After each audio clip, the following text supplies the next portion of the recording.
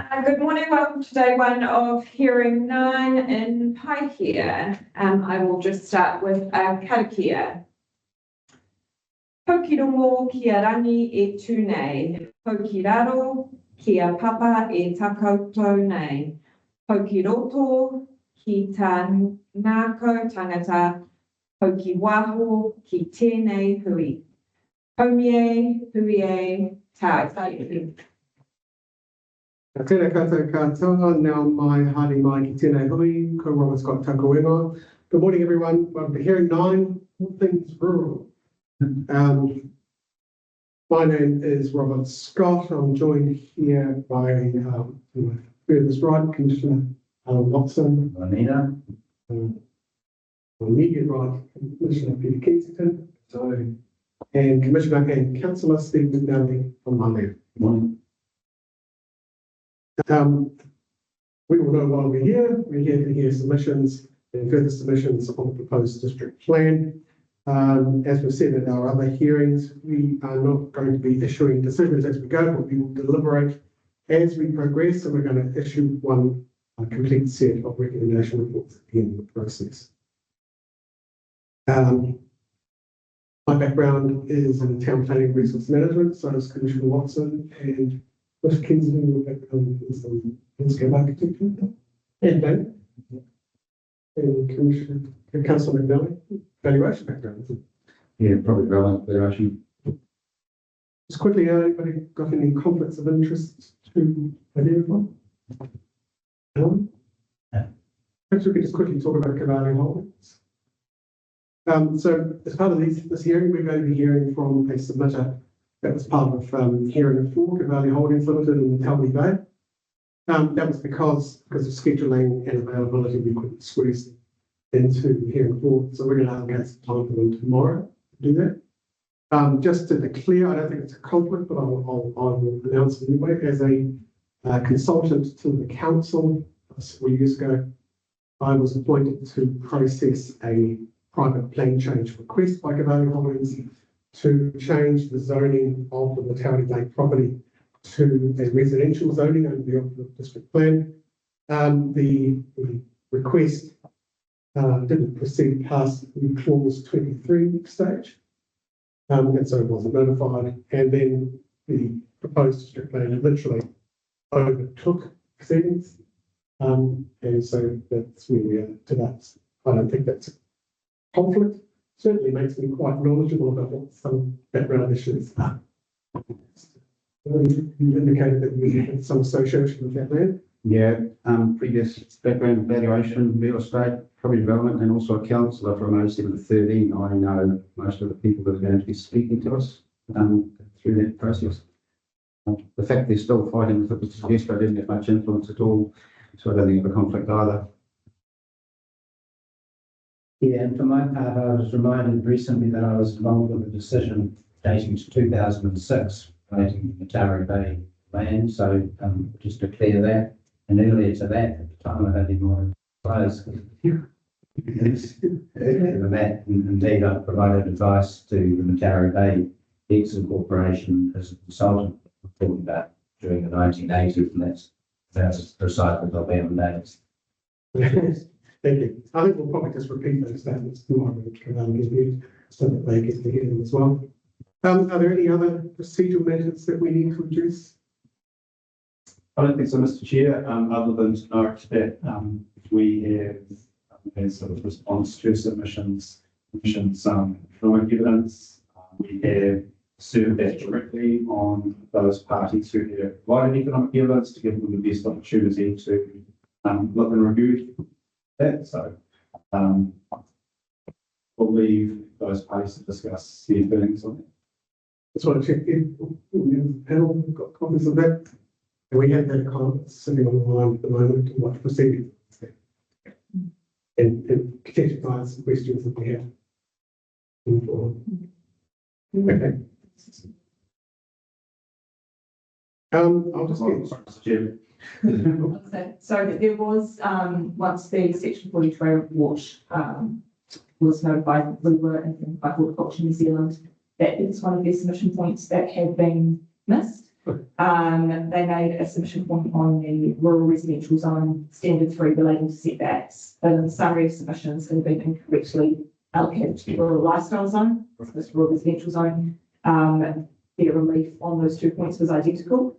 And so I have, even though I didn't address it directly in the rural residential report, because I was recommending consistent recommendations across the zones, I have administratively addressed their relief anyway, and we've let board options there by that. Okay, great. But Thank you. I will be covering that off tomorrow. Okay, no, that's wonderful. Thank you. Anything else? Bring to our attention? Just some housekeeping. Yes, so bathrooms, if you haven't found them yet, are straight out this door, ahead and on your right. In the event of a fire evacuation, out the exit door, and then assembly is sort of in the car park conference area out to the front. And as we know, we are recording today's session. Our microphone is quite sensitive, but do make sure you speak up, and it can pick up little murmurings as well. We're aiming for break times at 10:30, 1 and 3:30. Very good. Okay, so now we'll hand over to Ms. Pearson. You're going to be leading the presentation this morning. And we've got a couple of hours allocated for that. I mean, we've got a lot to get through. So without any further ado, we'll hand it over to you. Thank you very much.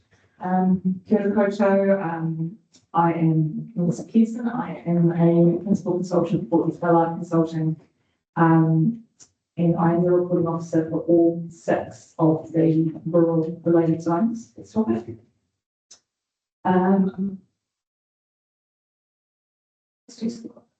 The tested form. We did, and it worked perfectly. And it did work perfectly. You just click through it. So I was not the author of any of these chapters. My involvement in this sort of rural space started in probably the 6 months leading up to notification, so maybe late 2021, early 2022. And my role at that time was to help prepare the ends of the chapters for notifications that involved reviewing Section 32 reports and providing some commentary about consistency and trying to sort of get that all chapters talking to each other prior to notification. And then was allocated to be the reporting officer for these topics once the summary submissions have come out. So I've been involved since that point. Just want to introduce Lawrence McGrath, who's online. Lawrence is an expert economist from market economics, and he's been involved in other parts of the PDP in terms of providing expert economic advice, but as we received expert economic evidence from Mr. Derek Foy, we asked Lawrence over the last 2 weeks to have a look at that evidence, provide some feedback on that. So Lawrence is available online, as you can see. If at any point we're not hearing from any expert economists from the submitters until Thursday morning, but Lawrence is here this morning if you would like him to prepare a verbal summary of his economic evidence, if that's helpful to have in your kit now, or equally he's available to answer questions if you had any. Let's quickly do a poll.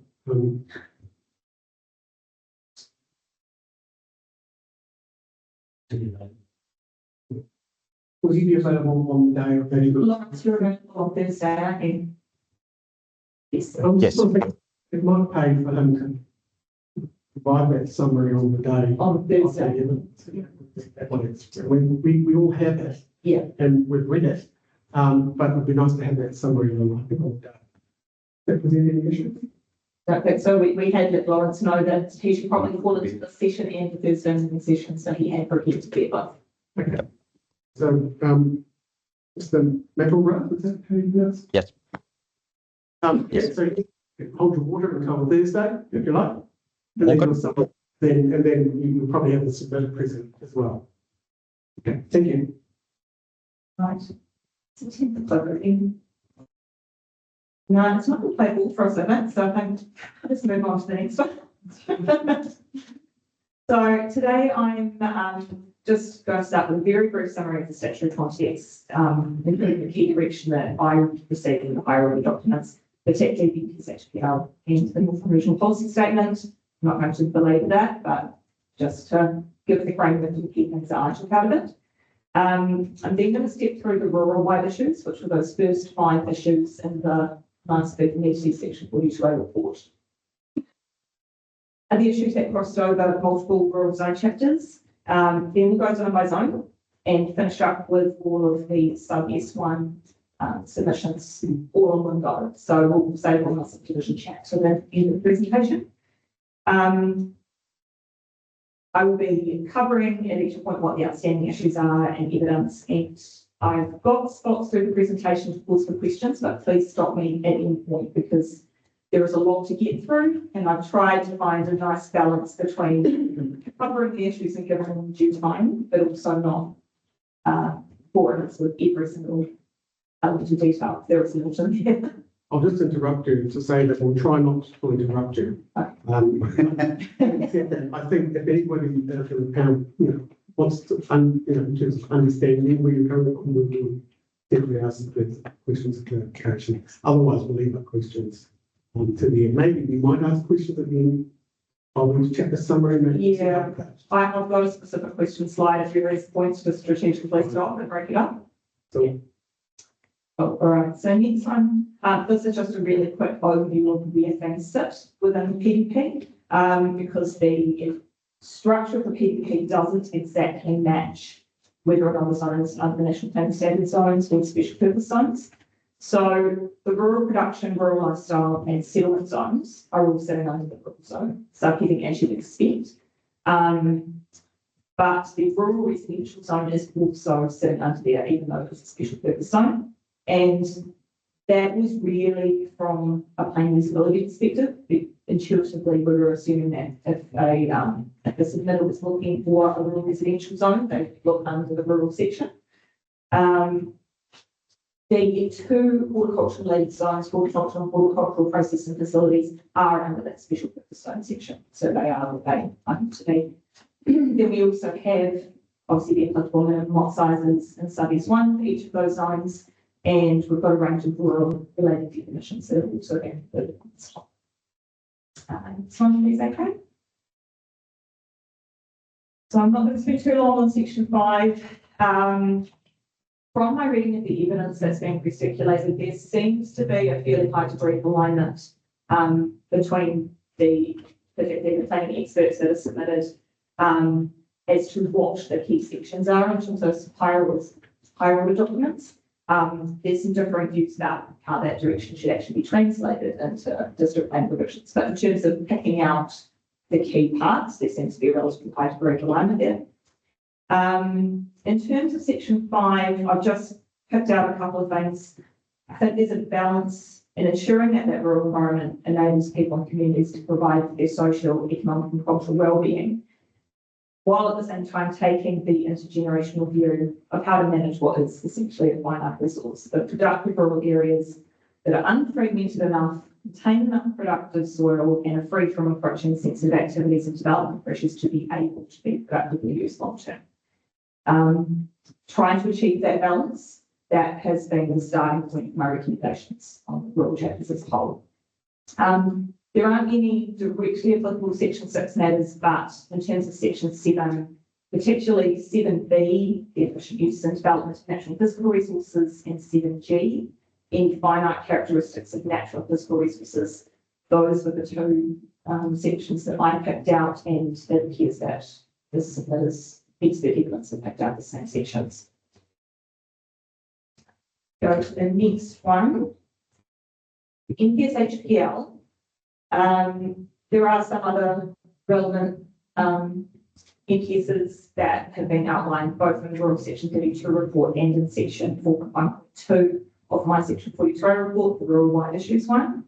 But I just wanted to pull out the NPS HPL for 2 reasons. Timing wise, it's a new NPS that was presented after the PDP was notified. So none of the rural chapters as notified gave effect to the NPS HPL. There was an attempt made based on the information known at the time from the exposure drafts to get it as close as possible. But particularly for things like definitions, they changed quite a bit by the time it was considered. So a large number of my recommendations on this topic are related to giving effect to the NPS HPL. That's the biggest sort of shift in alignment that needed to happen, in my view.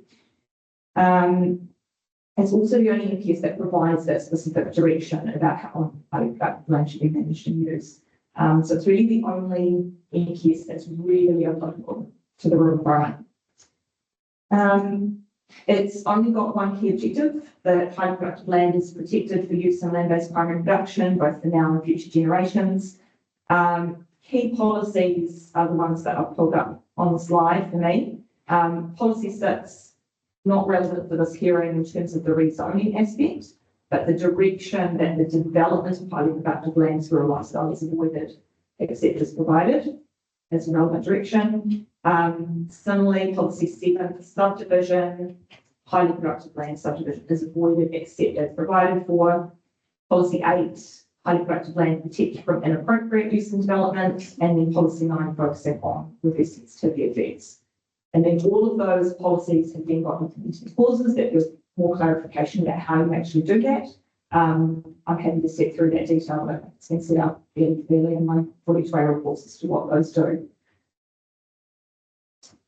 Just on the NPS HPL, my reading of the pre-circulated evidence so far is that I haven't seen anybody who has directly challenged my approach to aligning the two documents. They seem to be relatively highly possible for that.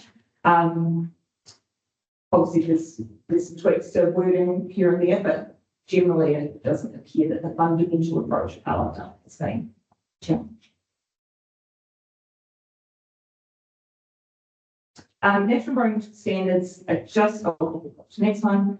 I just thought I'd pull out the NES for commercial forestry.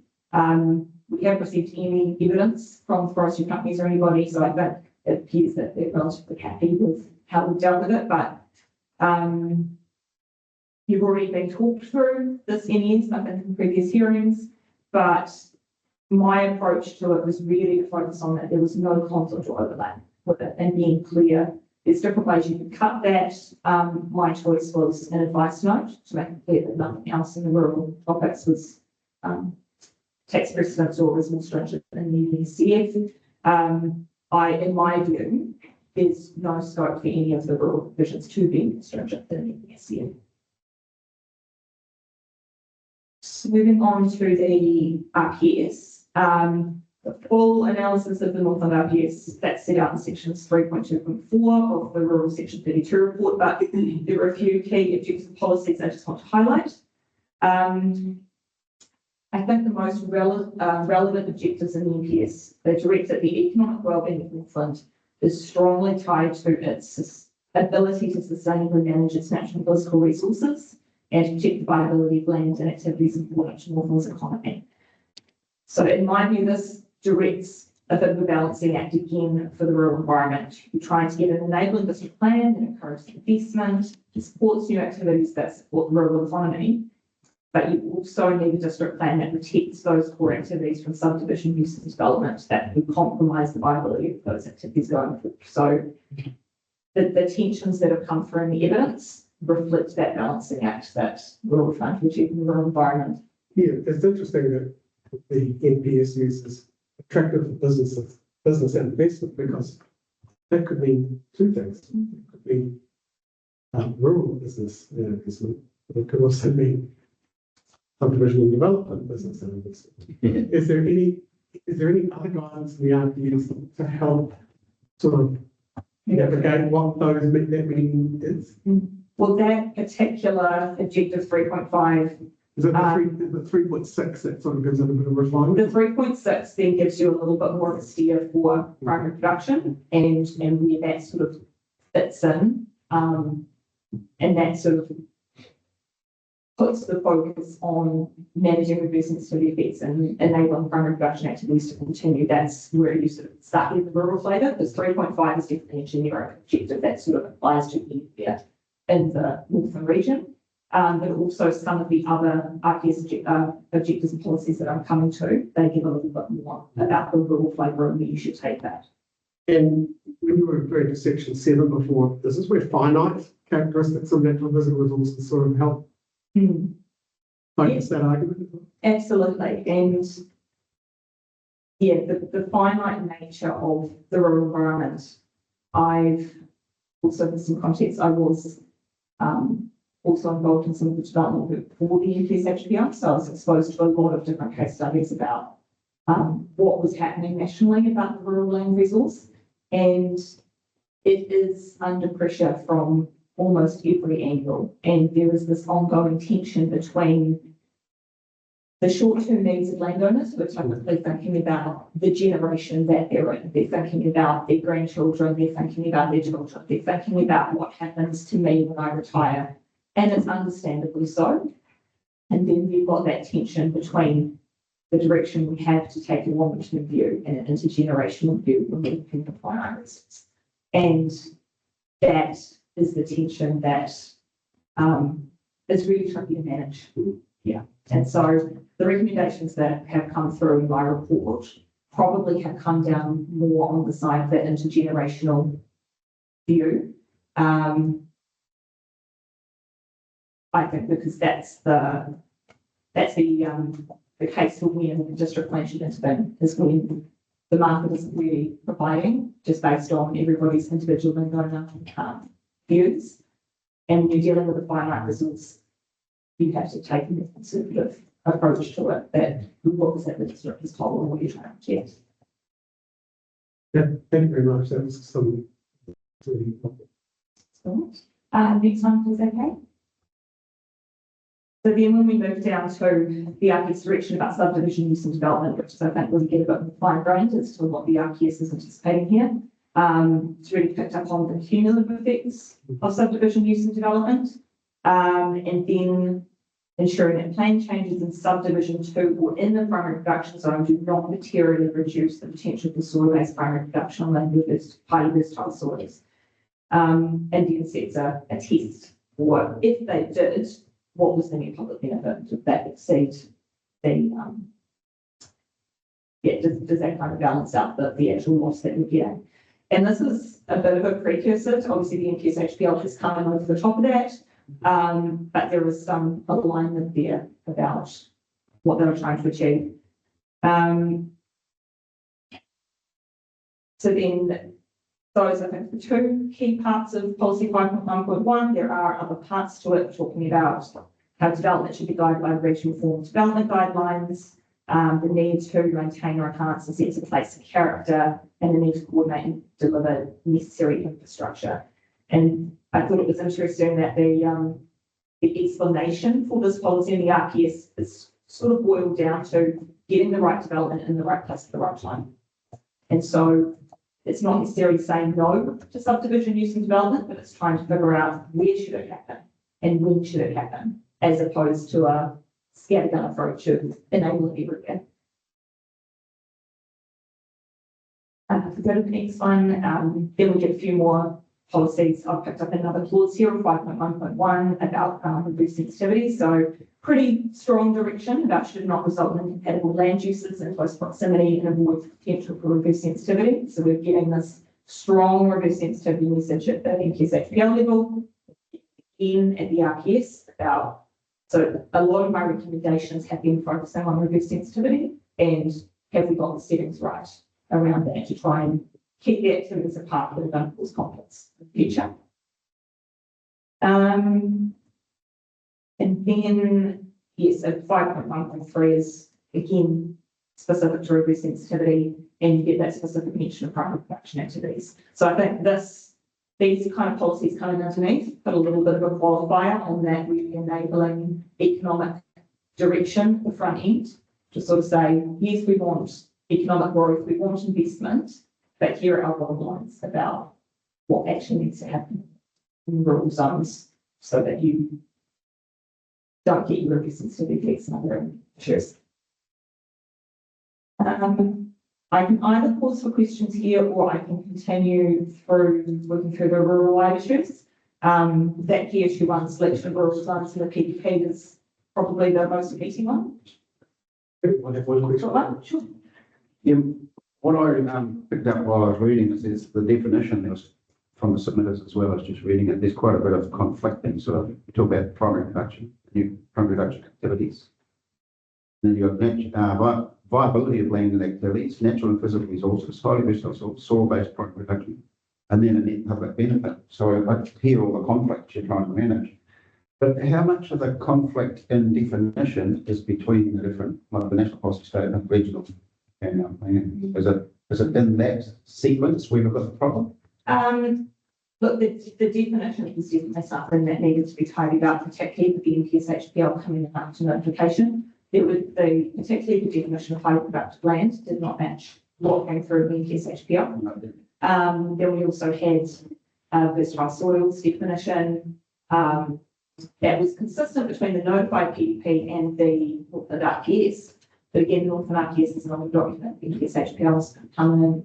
So there were definitely some definition aspects to tidy up, which is key issue 5 of my main preliminary report. In reading the evidence, we actually haven't received any specific evidence challenging the way that I proposed to address those definition inconsistencies. So on the face of it, unless there are presentations from other submitters who haven't taken evidence so far, seems like there's a relatively high degree of support for the way that I've tried to rationalise and make those definitions work. I might just ask one question about the NPSHPL. Obviously, that's a moving target. Absolutely. Put it mildly. And we have to assess that policy statement as it exists at any point in time. Of course, our hearing process isn't fixed in time. And while I've seen a cabinet paper that says that they want to make amendments to that policy statement by May next year, well, good luck. I think that might have got the year wrong. But having said that, it's entirely possible that we see a major shift in the NPSHPL during the course of these hearings, and it may emerge at the very end. Just for wondering, this for all the planners here, whether we if such a thing does happen, obviously it has massive implications for the evidence we've already heard and probably deliberated on, and thought very carefully about in terms of outcomes. How we would manage that process, particularly with that policy statement and the signal that it might. And we have to then administer whatever it is that they give us after hearing all the evidence on. I'm sort of wrapping my brains a bit about how we manage that process. So I'm asking for. We have thought about how that would work. I think one of the mitigating factors is that the definition of highly productive land in particular doesn't mention particular AUC classes. It refers back to the NPSHPL. So if there is a shift in how highly productive land is defined at that national policy statement level, it doesn't then suddenly negate the drafting that we've done beneath it. It just means that the provisions that we have recommended apply to less land than they did when we were putting these feasibility reports forward. Depending on the timing of when it falls, it may be that an addendum to my section 42 report will be required later in the process to address that shift in statutory context. Yes, I'm sort of thinking about class 3 and 4. Yeah, absolutely. And that's signal, Where that's going. whether we like it or not, that class 3 is possibly on the chopping block. It's then obviously indicates class 4. And we probably need to revisit that. The irony of this is that there are some really highly productive land that aren't class 1, 2, and 3, and that's associated with the wine industry. Yeah. And they literally don't want that sort of land. But that sort of sits in its own little thing. Okay, so And there is obviously provision for the regional council to pick up those soils when they do their regional mapping of highly productive land, and that's always the intent of the SHPL, as I understand it, is to give regional councils the opportunity to pick up that land, but the timing is against us in that sense. The Northern Regional Council currently putting the mapping process on hold. Yeah, what's frustrating thing is that they're all sitting on their heads, aren't they? They're all saying, well, let's see where the government goes, we do this work. And already, this interim period is a very long period, right?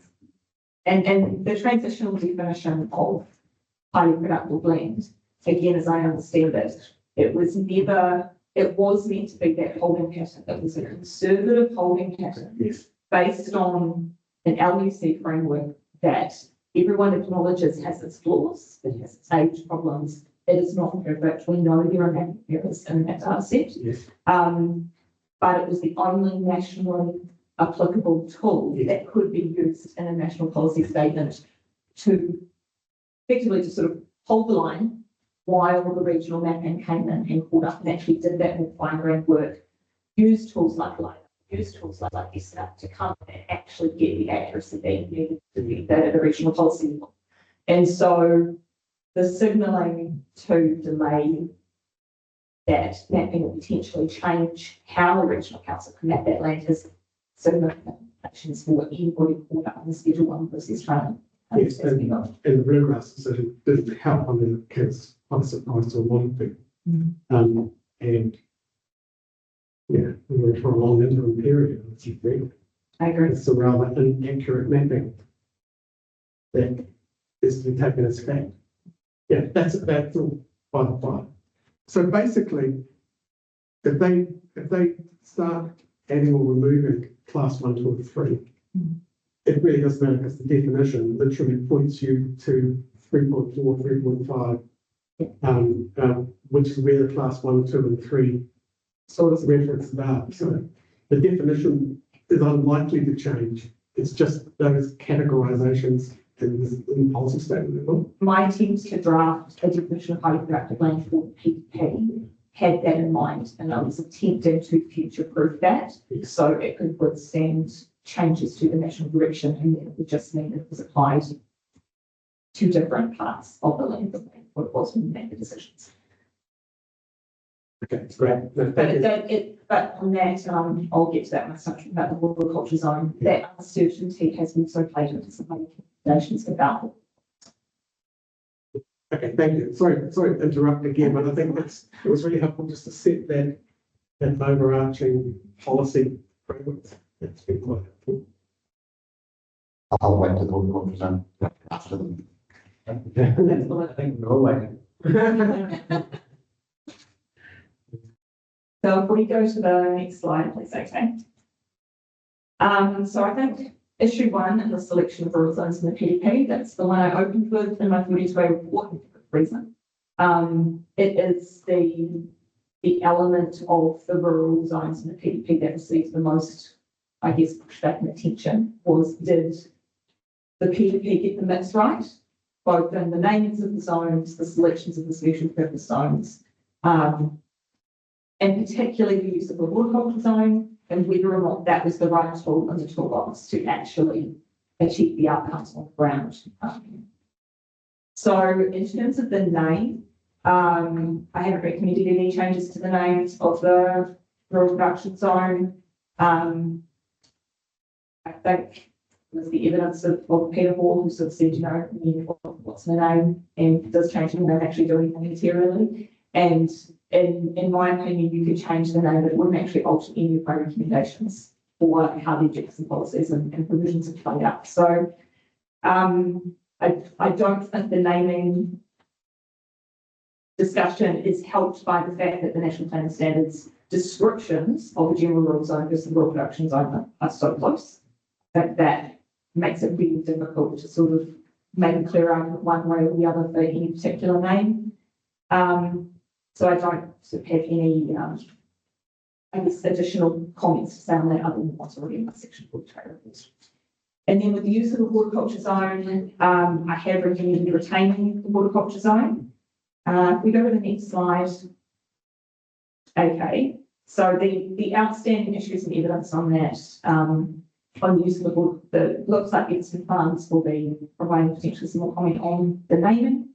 But the use of the horticulture zone is predominantly opposed by Edson Farm Limited and others who are part of that group, and Audrey Campbell Freer, who have been heard on Wednesday and Thursday morning.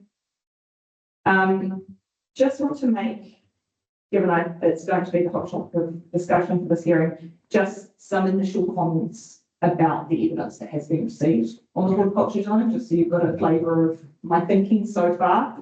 I obviously would like to listen to the evidence that's put forward this week before making any final comments in my right of reply, but I think for me that the focus of this hearing is whether or not the horticulture zone is the most efficient and effective tool to protect the horticultural industry and community in Waipapa. The questions about spatial extent of that zone, I see that as a separate question, and a question that is going to be dealt with as part of the rezoning hearings rather than the hearings. Some of the evidence that's been put forward has been about the spatial extent that did it go too far, has it picked up too much land, specific land parcels saying it's picked up too much and not enough. And I am also the reporting officer for the rezoning of that. And there is a lot of work to be done to decide whether or not those boundaries are set in defendable, evidence-based locations. Is one of those questions that you're wrestling with in terms of evidence is whether horticulture is best a special purpose zone or a general zone itself? That's obviously one of the options that's been. That's a question that we're interested in too. Yeah, is Why is it in there and not there? It doesn't matter. Yeah.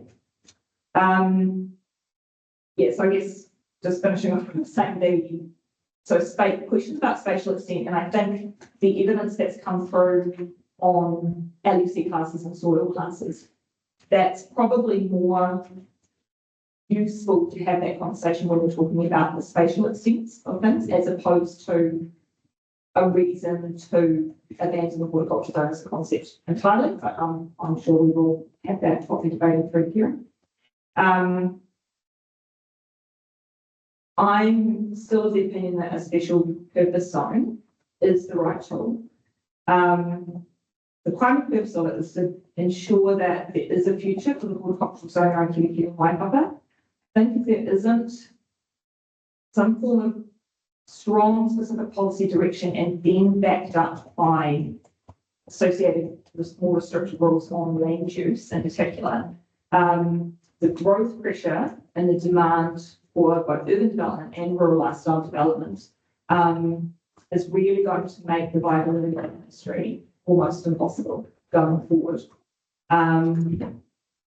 The approach of the special purpose zone is supported by the Northern Regional Council, Horticulture New Zealand, and a number of other submitters that can see the value in highlighting it as being different from the balance of the rural production zone for the rest of the district. And the rural production zone, it's working really hard as a zone. It's trying to wear a lot of hats. It has to perform a lot of different functions and accommodate a huge variety in activities and use across the zone. So there's an opportunity for the horticulture zone to get more focused and give decision makers, when they've got applications in front of them for activities, some strong direction to fall back on if they are choosing to reject a particular application for horticulture zone. Quite a lot's been made in evidence about does it meet the tests for a special purpose zone, and in particular that term in the National Planning Standards, impractical. Is it impractical to use some other form of method, whether it's the general, whether it's absorbing it into the rural production zone, using some kind of spatial overlay, and some criticism that maybe those tools weren't properly explored. Paragraph 75 of my rural-wide issues report sort of steps through that in detail, but my reading of the word impractical in the context of the National Planning Standards test, I don't think that means that there's absolutely no way for the issue to be dealt with by zone or overlay. If that was the test, you'd never have a special purpose zone, because from a drafting perspective, you can always shoehorn other provisions into some other kind of zone or overlay. So just what we're there. Yeah. Can you, and you don't answer the question yet, but in sometimes, can you help guide us? I mean, how directive are the national planning standards? I mean, it has the word standard in it, so you could easily jump to the, there's all these rules that we must adhere to, like section 32. But I don't think it's, well, we'd like to hear how directive those standards are and what amount of regard we are required to give to that direction / guidance, whatever it is. If you have an answer now, I'd love to hear it. Or leave it for later if you want to think about it. I think I probably have a partial answer. I'm not going to give a legal answer in terms of the exact weighting or anything like that, but I think there are parts of the national planning standards that are worded in a very specific and directed way. It's, if you were going to do this, this is how you, and this is where you put it. And I don't think those parts have got as much flexibility to play around with. The direction about the special purpose zones is different because it's giving you tests that, in my view, are subjective. Having to decide whether or not it's impractical to use some other form of zone, that, in my view, isn't something that is a clear black and white answer. There is a requirement to actually do something and see what other options are on the table. And then it inevitably takes you to part of the section 32 analysis, where you're then having to think, is this the most efficient and effective way to do it? Could we do it in another way? Is there another zone that could do it? So I don't think it's as simple as saying, because you could draft one of the national planning standard zone to deal with this, you therefore cannot use the special purpose zone. It's more, is it impractical to use another zone or overlay?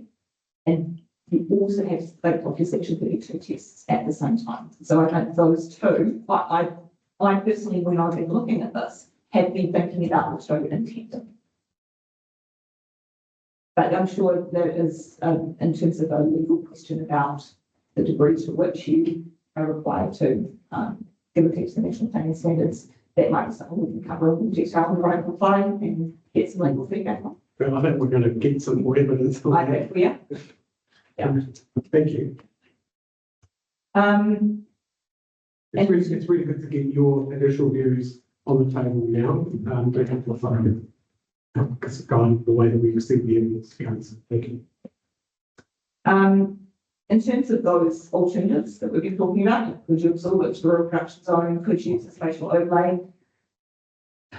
I don't think absorbing it into the rural production zone will do much more than sort of continue the status quo. It's not going to give you any specific direction that something different should be happening in this area. And decisions that are made elsewhere in the rural production zone about what sort of activities are appropriate or not, they will have spillover effects into the horticultural area as well.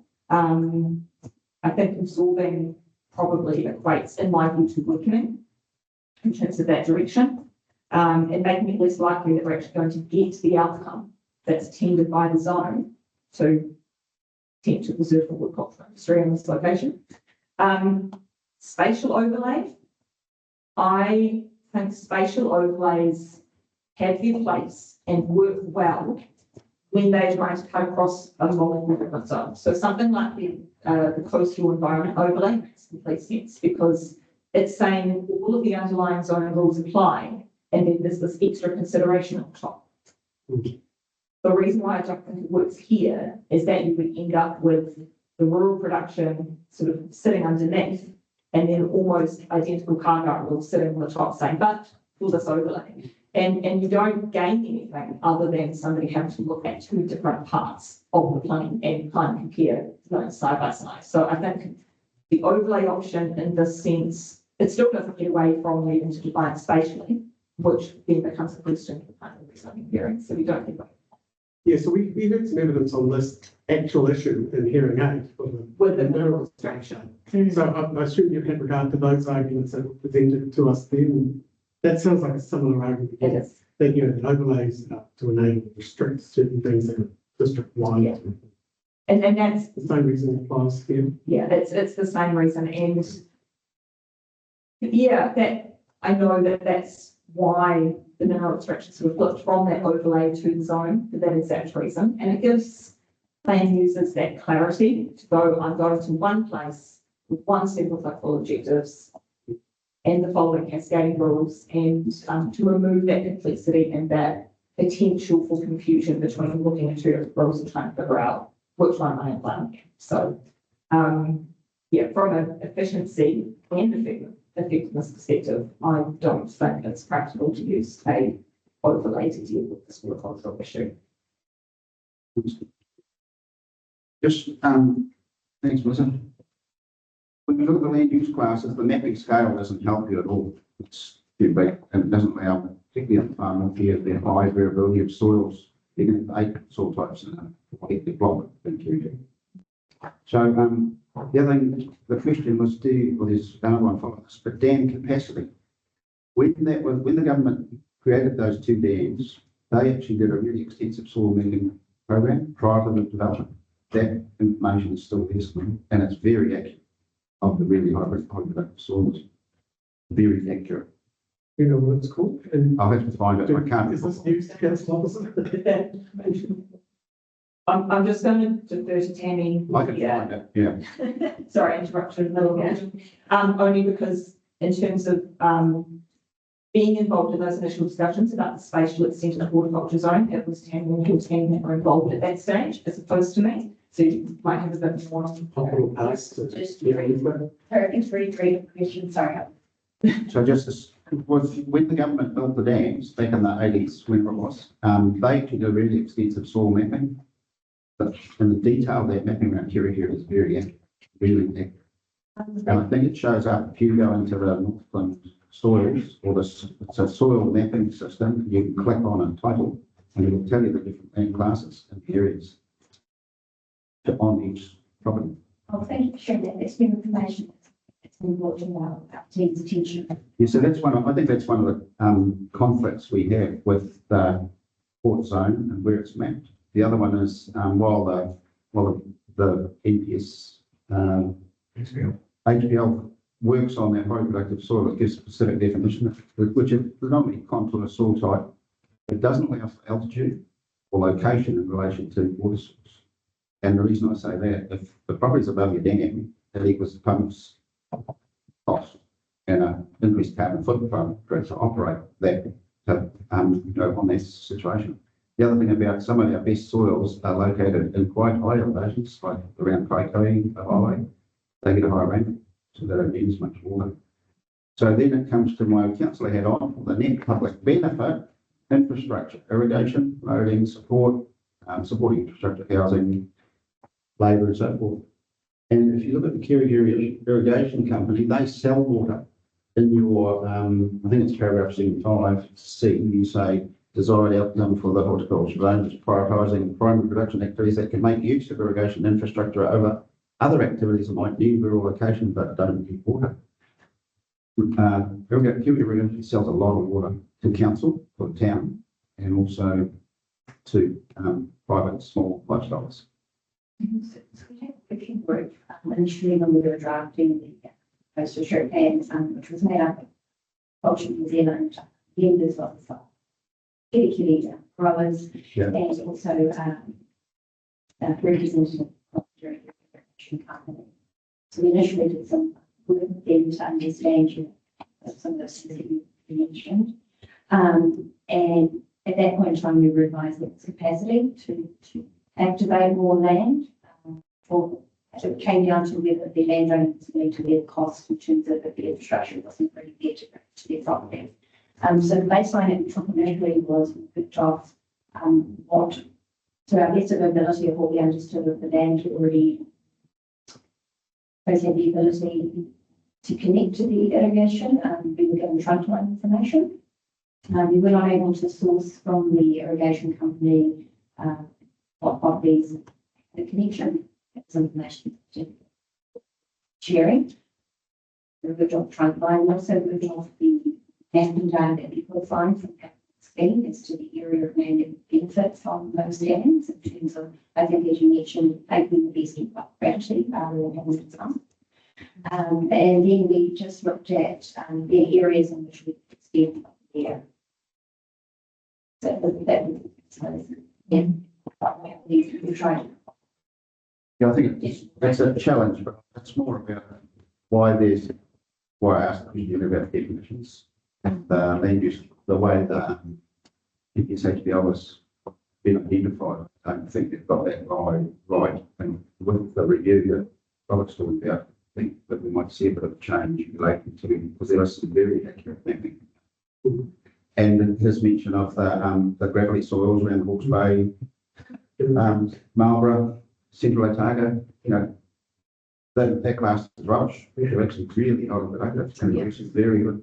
The Wairau Valley. Where are they? And it's one of the challenges.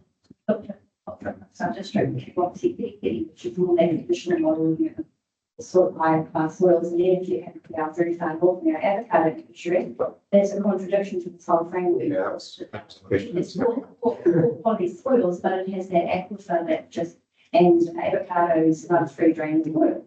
So, I mean, the crop determines sometimes what soil type is appropriate. The key activator is from large scale commercial operation is water. Water is what you need to get your crops. Yeah, part of my degree is soil science, so I understand that, and being across the with productive stuff. But the other problem about the Hort zone, and back to the comment you made earlier, can it be contained within rural production? That the farm, there's some really good productive land with the Hokianga, highly productive. Victoria Valley, like place like that.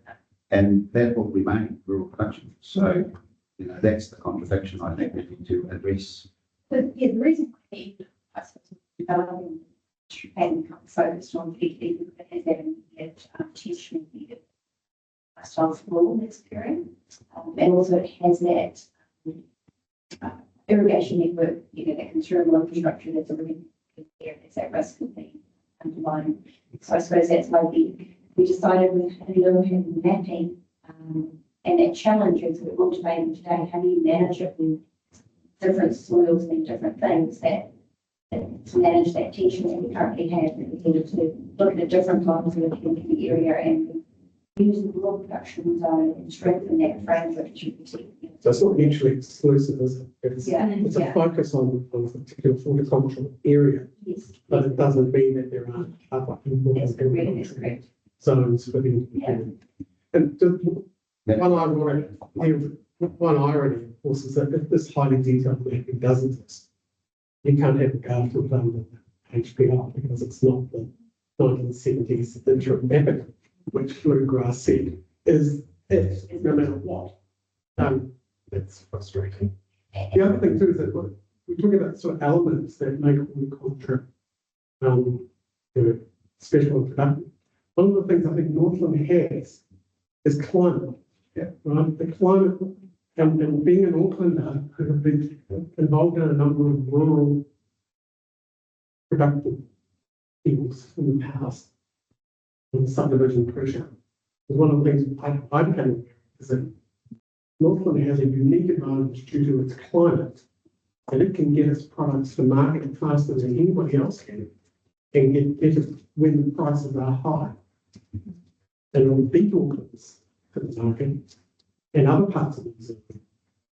And so is that a factor that we are to have regard to as well? Where that might fall into our economics analysis. It definitely does. I mean, as you say, we did a tour of the Kerry, the Kaiperi Berry Farm out at Napa.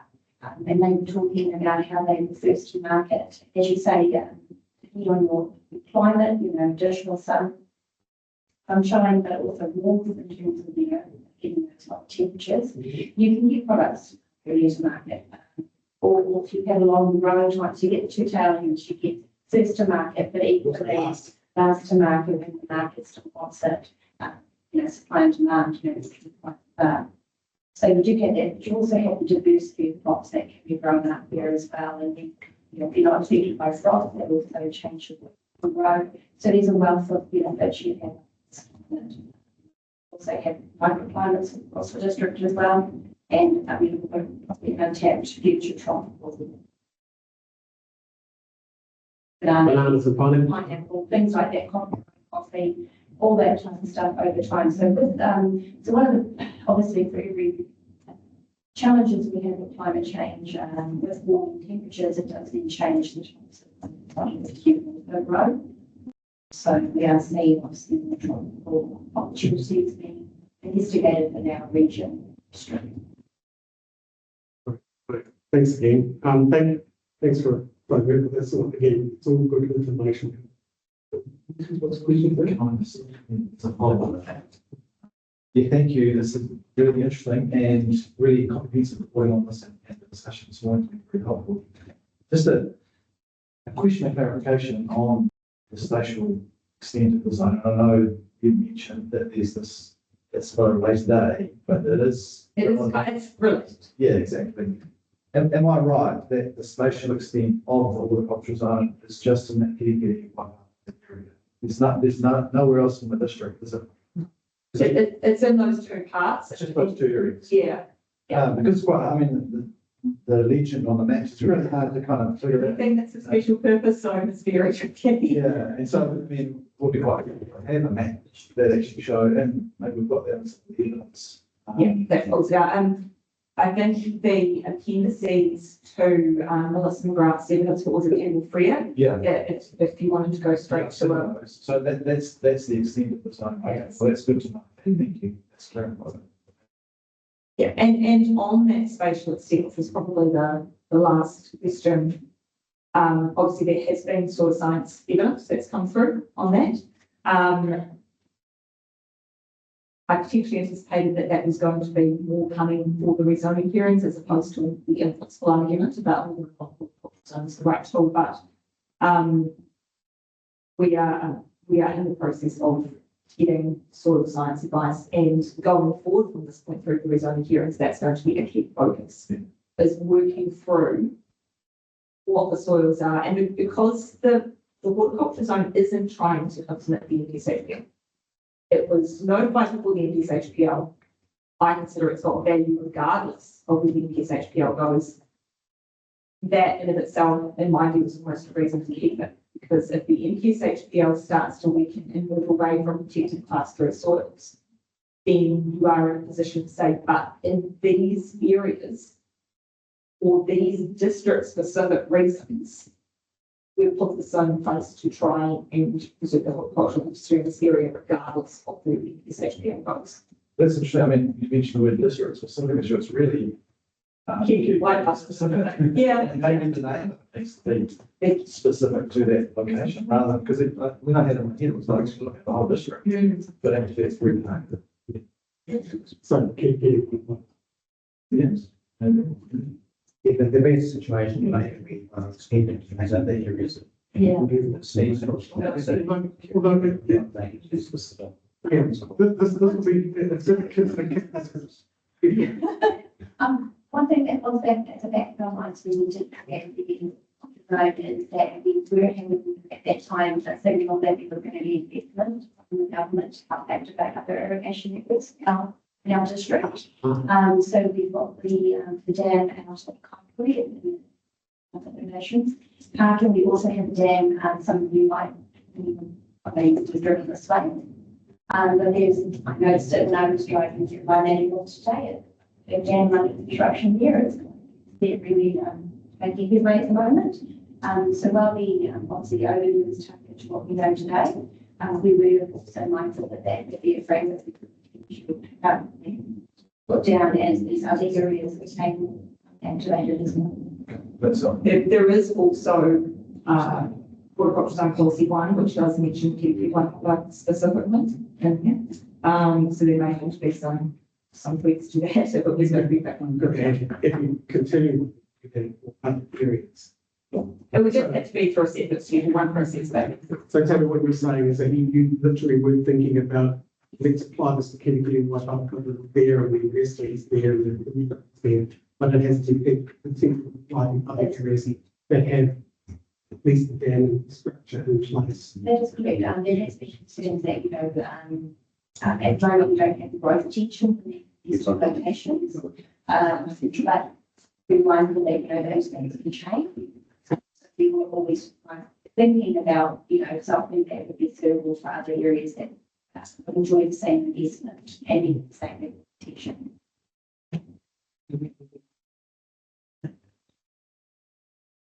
Let's follow up. I mean, these are the sort of questions we ask at the end of the year. I think it's really good to have this discussion up front. Yeah, the only thing I think for accountants, however, obviously, depending on where that extent ends up being, and even hopefully, is we may not have that same tension of still, well, it depends on sort of pass through the that lands.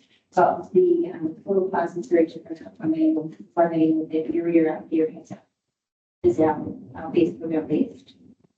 So it might have the HDL protection perspective, 1 and 2. So, One and two, is it? yeah, so I just want to highlight it's not necessarily apples with apples across the board. Yes. But the idea of the roll out as Is the common denominator the infrastructure, not necessarily the soil class? it's the infrastructure. Yeah. But I suppose we just have a bit more complexity because from day one we knew from this individual micro, but they immediately put out that the irrigation network supports soil class 4. It doesn't just do soil class,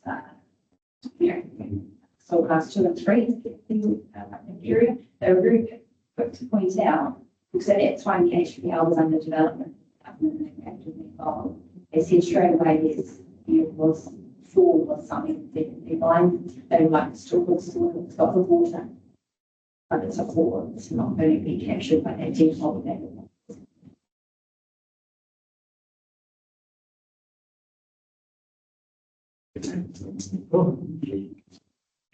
So, Commissioner McNally has found the mapping, so he is going to send that to, okay, and she'll provide that to you. And we will give you the opportunity to comment on it later on. I think it's helpful. Absolutely. I will mention that the soil expert that we're potentially engaging on this is away at conference this week. So that we're available to answer questions, but there is an opportunity for them to consider that and include it in the right reply, so you get a fulsome commentary on that. Thanks. So just the other special other than rural residential, it's the horticultural processing. So what's the spatial extent of that, and does it relate to what zone especially? It is in an area that services the horticulture zone. So the two of them, I guess, come as a pair. And I think they're really good. We can look at horticulture processing going across the district, Yeah. just in relation. Across the district. It was based on existing infrastructure. So we didn't look at activating some new locations. We weren't unfortunately able to get any direction from those. There was nothing, they were advised to us by any of the existing pack houses that they were new locations or even the industry as a whole.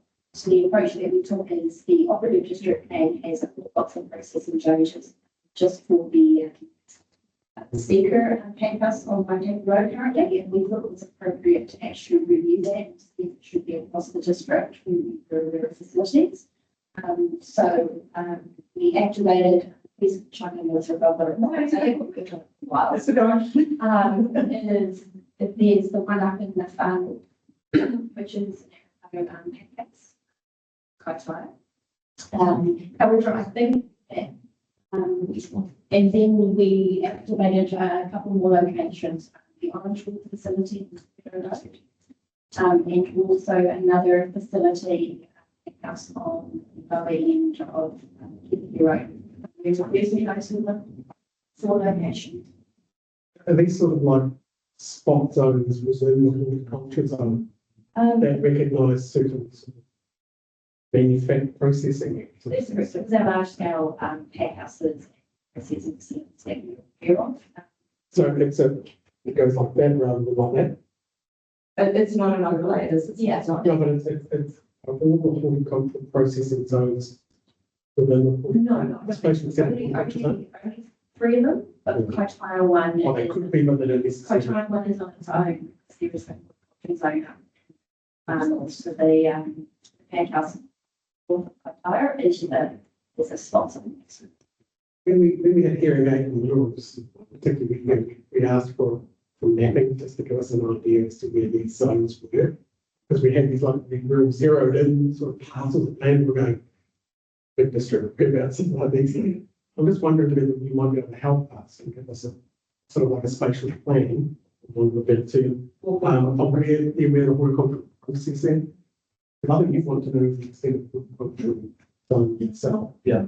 Well, that's, Maybe we could have something that gives us the spatial extent of the horticultural zone, but maybe and the horticultural processing zone as well. Just to give us an idea. Yeah. Where in the district it is. We may be running with some incorrect assumptions as to where they really are. So are you wanting to make the example one that's not just the one that's actually not just the three cat houses with the relationship? So.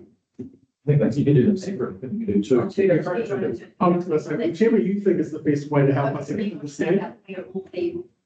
Sorry, yeah, processing zones.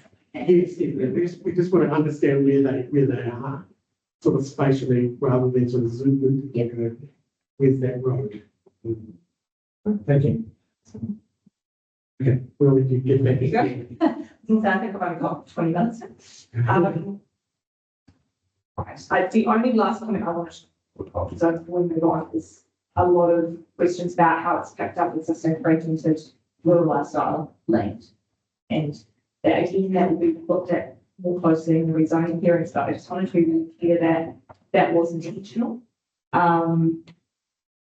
It was the intended outcome of the horticulture zone. It's not just to prioritise horticulture activities, but it's really to manage that reduced sensitivity, and that is a huge focus of what the zone is trying to achieve. And so it's acknowledging that the areas under pressure, the amount of subdivision that's happening, I think Lawrence's memo has provided some statistics here about just to show how much pressure the area has been under for fragmentation. So inevitably you have pockets of it popping up all through the horticulture zone. And can't reverse that, but the horticulture zone deliberately backed up some of those areas to say what's there is there, but nothing. And so we're trying to avoid that continuous intensification of activities that are sensitive to horticulture activities, create that reduced sensitivity effect. So just being really clear that that's a deliberate choice. So we'll hear more about that, obviously, but there's a number of smaller lots that will never be useful. Absolutely. So effectively that then is supposed to find one of the big forced out longer term. When you say forced out in terms of their rural lifestyle, there is nothing that stops. If the rural lifestyle lots already there and some of the sort of, no one will be forced out. Reverse sensitivity. Well, the reverse sensitivity is that potential landowner complaining about the horticulture zone. There's nothing we can do retrospectively to manage the reverse sensitivity effects that are already in place. So it is still possible that even just the current level of rural lifestyle subdivision can put pressure on the horticultural activities is still there, and that's happening right now. So the goal of this, we cannot undo that, but it's to kind of draw a line under it and say, this is the point at which the intensification of the rural lifestyle and that pressure will continuously come out of blocks. This is good to draw a line. Otherwise, from the evidence and the economic evidence and the historical subdivision patterns, I don't see how that pressure would abate. Just on that point though, is there anything to stop a dwelling being established on those small lots under reverse sensitivity conversion? If the lot already exists, No, that's what. So I think that might be the one of the issue. It's a regulatory issue. That was another big concern at the daily rates for us. So from growers, the industry, people also obviously even if people were through draft based on process plan, we had the people who are already living in those areas with concerns over the horticulture. So that tension exists already.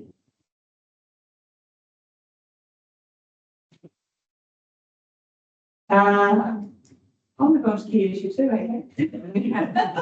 Got through one. But that was the most, the rest from this point on until we sort of get to subdivision is really just quick snapshot. I have not gone through and gone every single recommendation, except evidence. So this is a highlights reel. Please stop me if you have questions. I will try and go through as quick as I can because I think the break is in 20 minutes. So I think I've already talked about the effect of the NQHPL and the different recommendations I've made there. Again, no evidence challenging in principle, but the way that I've approached that. I think we'll keep moving. Key issue 3, these were sort of the general submissions. There's a range of them in terms of location specific submissions. So people were wanting a rezoning primarily, but this was the fallback option. But waste management, how do we deal with the forestry? Some comments about generally taking areas out of rural production if they're serviced, and a range of other miscellaneous submissions about wanting to avoid urban sprawl and the policy framework, various bits and pieces. So a few recommendations there, but no evidence has been received on any of these recommendations, aside from potentially Vision Kerikeri, Carbon Neutral Trust, Conservation Trust. We haven't received taken evidence from them, so there may still be some outstanding questions there, but we'll see what comes.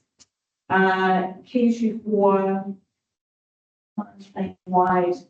So these, we're going to hear from some of these today, Kiwi Rail and Kiwi Haulage Association. Ministry of Education would respond to their requests for educational facilities, and this is one of the areas where we have gone permissive in the rural zones, except for culture, and specifically so. And then a range of other submissions, Transpower, Fire and Emergency, etc. Fire and Emergency New Zealand is the only party there that has provided something in writing, not a parent where they have taken evidence. Next slide, please. So this is just again a snapshot of the matters that we're actually going to get today, aside from Fire Information New Zealand. So there is some acknowledgement in the evidence from Kiwi Rail and Kiwi Haulage Association that my recommendations have gone some way to addressing their concerns, but they have additional concerns and would like to take it further. And then the last of those sort of broader issues was definitions. This was there were 62 submissions on this. A lot of them related to the NQHPL and definitions related to forestry or intensive indoor or outdoor primary production. A whole suite of different options I was given for that one. Have not received any evidence challenging any of those recommendations for those particular provisions I've got up there. There may be again from submitters that have not taken evidence, but in the circulated evidence, it's received on these definitions. You may have to let's pass questions on this better burning one. Keep Keep rolling. going, right. Rural production zone, objectives and policies. The majority of these, the recommendations that I made on these were NQHPL alignment. The key thing that's coming through both in submissions and follow-up evidence is requests to effectively soften the language of a lot of the objectives and policies, make them more open, kind of take the focus off primary production and really, in my view, make it a bit more of a free-for-all, or if you think it could go there, put it there. So that ties into the discussions about getting rid of the functional need test. And the next slide gives you a summary, primarily, I think like you get some fun and others on this, and potentially the important of the survey based on the content of the submission. So, and very similar things come through when you get to policies. Again, wanting to soften the language, get rid of the functional needs test, too focused on farming, too restrictive, doesn't provide for rural license subdivision. So that's the tension side coming through very clearly, and that has also come through in the evidence on the slide. Again, get some farms, federated farmers accepts the section 42 wording on this, but has sort of reserved their position on maybe private property rights need to be considered more, but we hear today on that. Moving on to rules. This is probably the chunkiest section in terms of forwardness of various different submissions that were received. Again, a lot of my recommendations related to alignment with the SHPL and figuring out based on the tests, of course, through SHPL, which activities had pathway through from that, and then maybe look at that the control area, and which types of activities were given that sort of avoid direction. And then we'll get equivalent activity statuses for that. On the next slide. So still got quite a few issues in contention here. This isn't unique to the rural production zone. It's also requested for rural lifestyle, but this request to decouple the residential activity rule from the equivalent subdivision rule to say set subdivision rule at one level, but allow for more houses. And so, yeah, disconnect those two. And the 15-metre separation requirement between principal home residential units, again, that's the same issue that's come up in rural lifestyle. Horticulture New Zealand has got a range of requests. Some, I think looking at the seasonal worker accommodation, there's potentially some work we can do on that one to align better with the NQSHPL. There's some areas in there that I potentially agree with, but I'll wait to get the evidence on that this week. The artificial crop protection structures, that is a tension between the ideals of what the horticultural industry wants versus some of the submissions, and the opposite to say it needs to get more restrictive. And I think where I've landed is a balance between the two. I potentially have made neither of those parties happy, but I've recommended what I think is a good middle ground between those two. Next slide, please. And still has some more issues in contention. NZ submissions is on these status is very similar.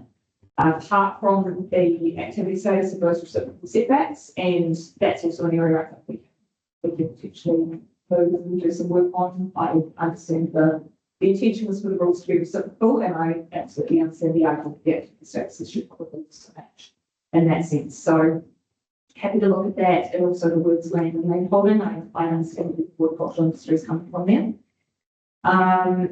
Still some outstanding concerns from Waitangi Limited about how particularly the rural tourism activity was actually too could apply and potentially restrict activities on Waitangi State. The others had worked with Michael Lynch from Care from this afternoon, and I've made an assumption there about what they made from in evidence based on the submission.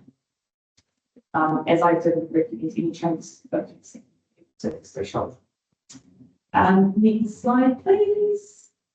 Oh, we're ripping through it, that's all right. Rural production standards. Quite a few different standards coming in here. The commercial forest setback, the reciprocal setback rules for intensive outdoor primary production and buildings and structures used to house and food stock. Didn't receive any evidence around a lot of these.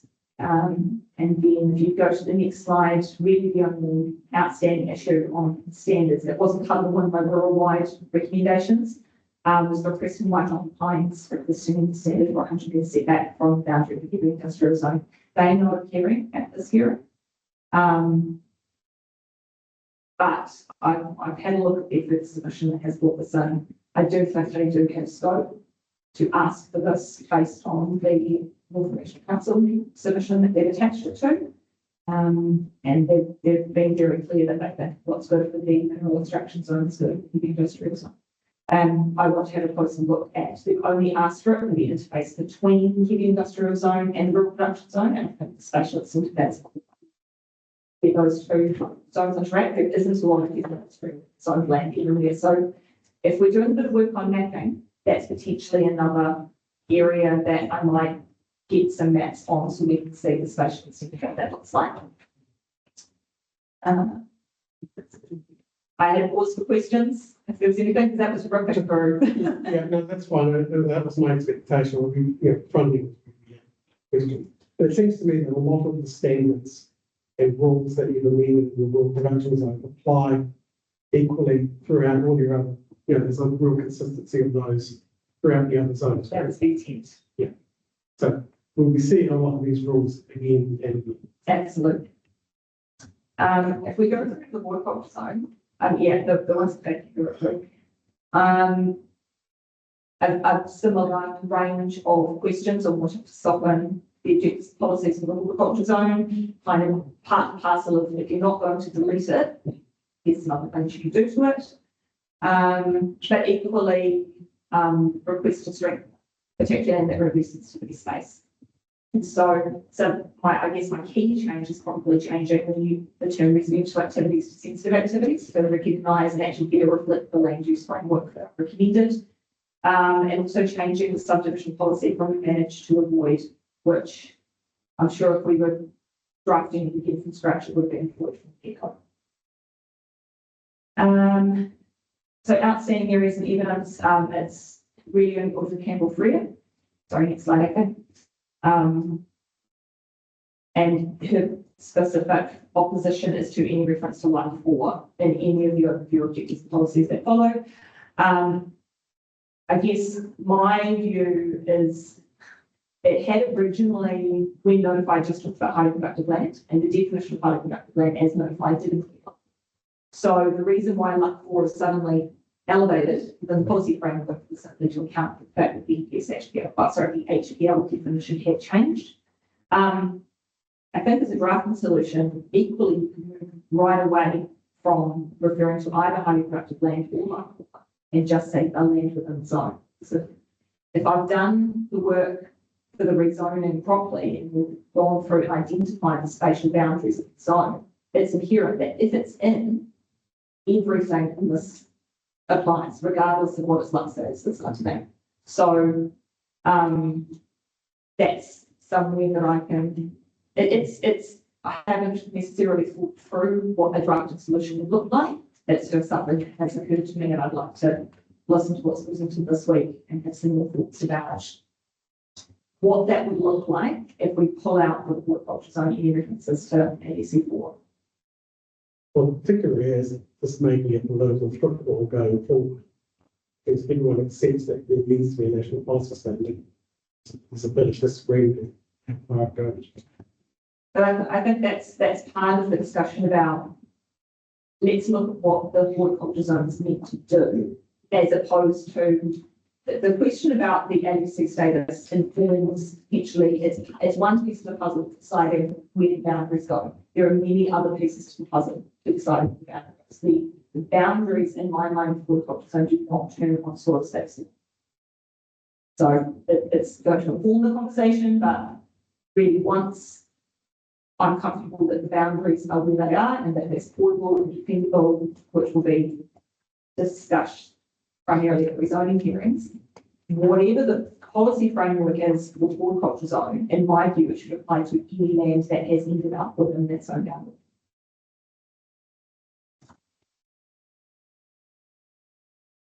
So horticulture zone rules, I think again you'll see some key things going through there. But have not changed any activity statuses as requested related to education facilities or rural industry rules. So in this sense, this is taking a different tack from the rural production zone. Next slide on, again, we have Audrey Campbell-Freer opposing the new rules requiring restricted discretionary activity consent for the extension of existing commercial industry activities, which I found interesting given that that's a more permissive stance than originally in the notified version of the horticulture zone rules. We have both commercial and industrial activities, regardless of if they're remunerated were discretionary. So this is a recognition of the direction in the NTS-HPL to say that if something is existing, there should be a pathway for it to upgrade, maybe do a small amount of expansion in recognition of the investment that someone's already made in that industrial shops and be prior to the zone coming in. So I'll be interested to hear what the rationale is for opposing those new pathways. And horticulture wanting things to get more permissive for artificial crop protection and crop support structures. And I'm expecting that Hayward is going to write legislative such and we'll have three. that we'll up to see here. Similarly for standards, again, same kinds of setbacks, and for forestry, sensitivity, that sort of thing.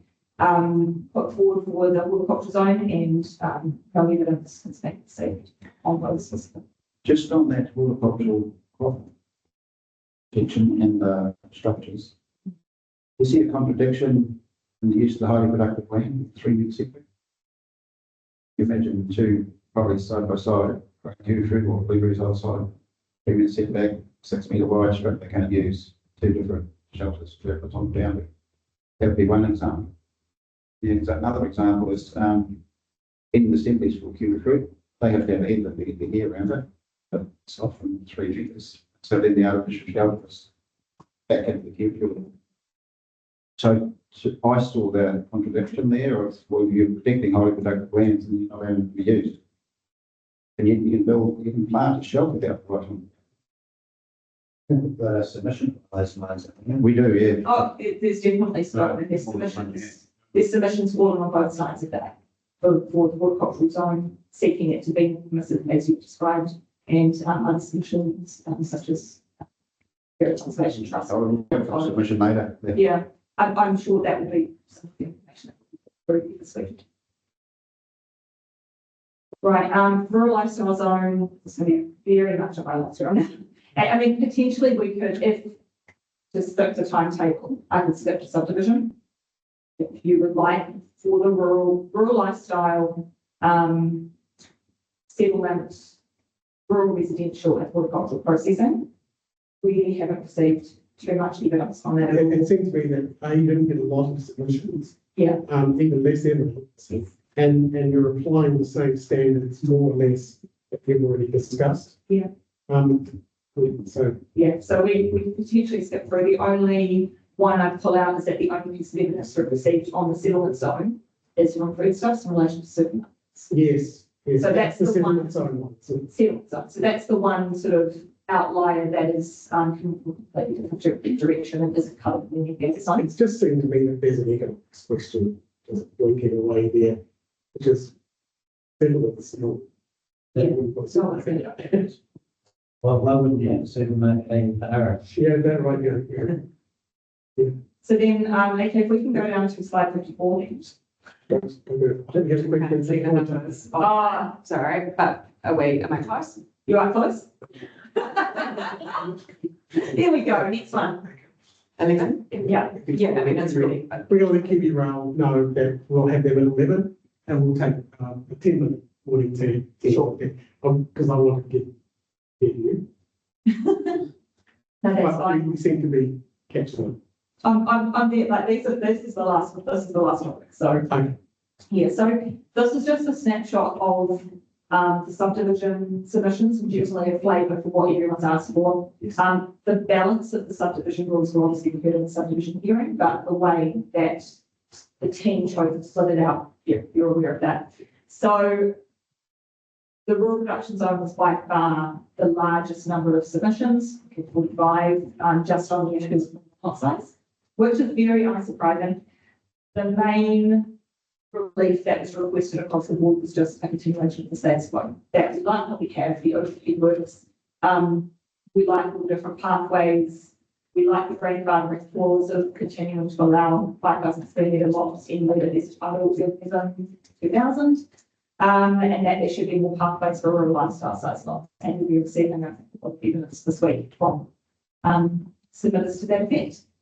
The horticulture zone, real mix, not very many submissions on the minimum lot size. A fairly strong submission from the Northern Regional Council looking to be more stringent, but it wasn't just the Northern Regional Council, there were others seeking to say, look, 4 hectares is too small and it's too close to a rural lifestyle size lot to get the protection that you need in the horticulture zone.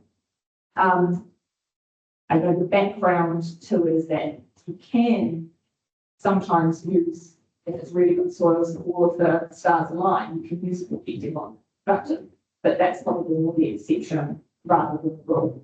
So the request was to set the minimum lot size for the horticulture zone for discretionary at 8 hectares, so it would match the rural production zone. So you've got that much say anywhere in the rural zones in the Farmers District, anything below 8 hectares is we say that isn't going to be used productively. It's likely to be used for rural lifestyle or some other kind of sensitivity, not production activity.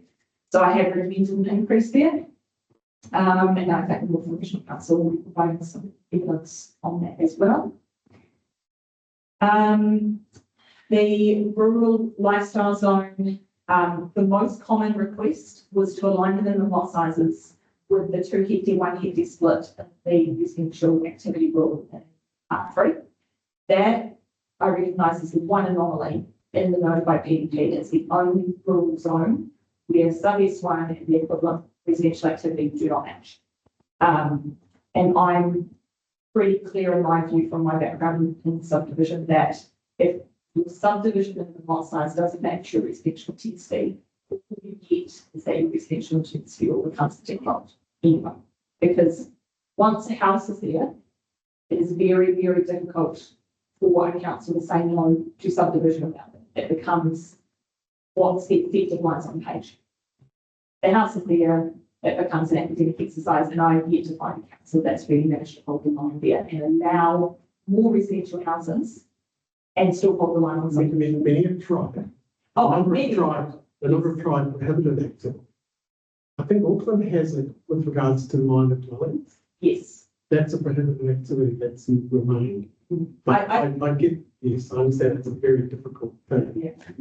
The minor residential unit, yeah, an attempt has been made in this PDP as well to look at subdivision of the minor residential unit, and that is part of the rationale for the mega separation distance as well, to try and keep the two paired together so it is less attractive to subdivide off them. Just something for you to think about. I'm just hearing about this perhaps later. Is since we've had King Salmon and avoid being void, protect possibly means more than avoid. Whether a non-complying activity status, that sort of directed terminology and methods and policies would be more effective. Their discretion. Yeah, and also in the way that non-complying activity is the policy that we made previously for that case. Yeah, just something to think about. So I have recommended a change there to make those match. And I think that satisfied almost all the assumptions we're seeking with plus also to make those two match, aside from potentially one. Rural residential, similar requests for just taking everything slightly smaller than what it was. A lot of requests are still for the new restricted discretionary activity tier. That was a common thing actually from quite a few of the different zones to sort of say why isn't there a real step down? And in my view, I don't think it adds much to have restricted discretionary tier. It just keeps lowering the bar to say everything that as it gets smaller and smaller and smaller, restricted discretionary just means that it becomes accepted that that's appropriate in cases because it's mentioned. Only one sufficient support on rural lifestyle, rural settlement, that was not in contention, and no submissions on service one or local processing facility. So the critical ones with these outstanding issues, this is slide, AK. Obviously, rural reduction, still going to hear a lot of evidence on that this week, and the clear preference for 20 hectares over 40 hectares, and to try and get pathways for rural lifestyle subdivision in there. Next slide, please. Audrey Campbell Freer doesn't support the increase from 4 hectares to 8 hectares with a horticulture zone, and we've received from rural lifestyle Willow Ridge is the one that wants to go similar with prepared statement, but I'm not appearing this week. But I suspect, based on submissions, might be which see what rural lifestyle. And that is me. Well done. Thank you. And thanks for indulging us at the front end, because I think it was really good to sort of have a little bit more background and setting the scene with those work issues rather than waiting to the end. So I think your answers and contribution there were really helpful. Thanks. Yeah. Right. Oh, it's only 4 minutes. I'll just see if we can. I'll just see if we've got any other related questions from the panel.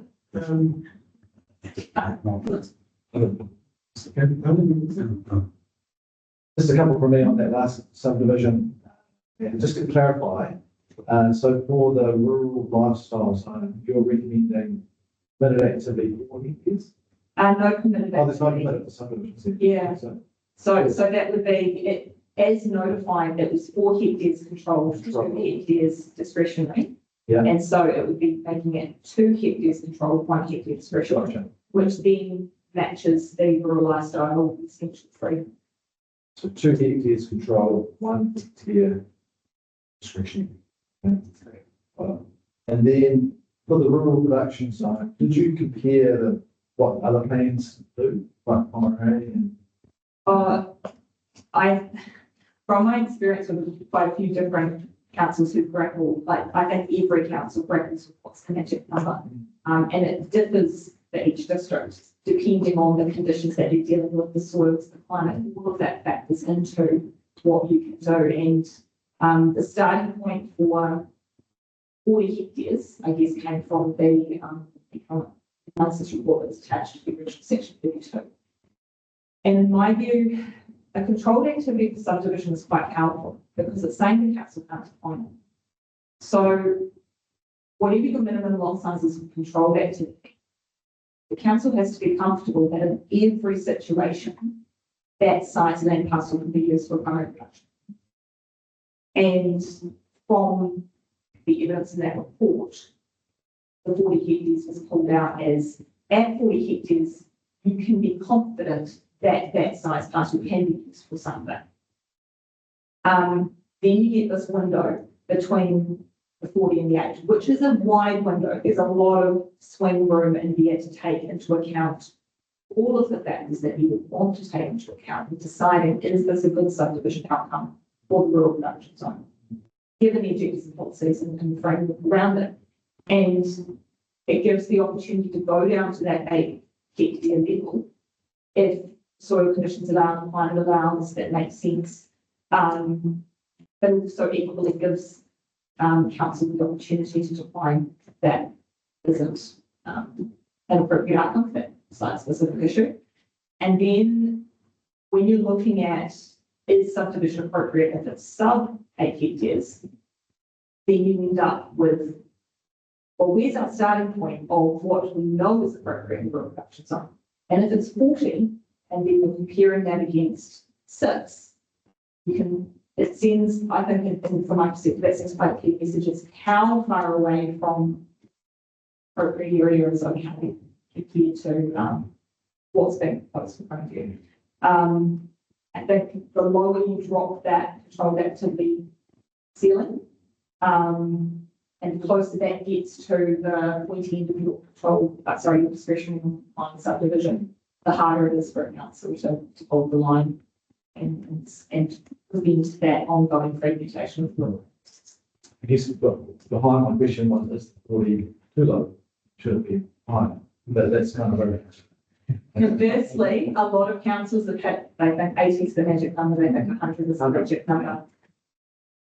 My view is that there is no magic number.